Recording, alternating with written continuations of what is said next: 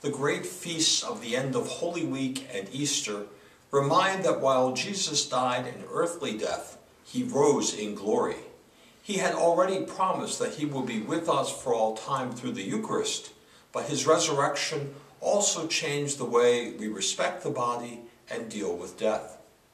Because the body is an earthly tent for the soul, to use an image from St. Paul, the Christian sees the body as good from conception, and the Christian promotes the virtue of chastity.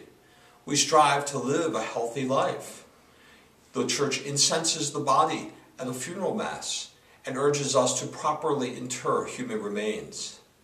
God made all things good, and that guides our life from birth through death. And because of Jesus, we humans await the promise of a resurrected body at the end of time.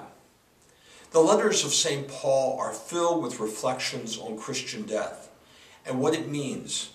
For Paul wrote many of those letters as he was aware of his mortality. After all, we know he was threatened regularly as an apostle, and no doubt he sensed that it was very possible that he would die as a martyr, just as he did.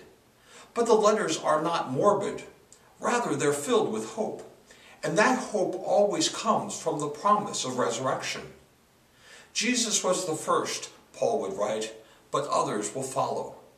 So the Easter message is one of triumph over death. And the closer we draw to Christ, the more aware you and I are of that promise. We are indeed blessed to be disciples of the Lord, for we know the whole story. We know the Easter story. The Church celebrates Easter with an octave, 8 days of celebration, and then a season that extends for weeks with celebrations of wonder and praise.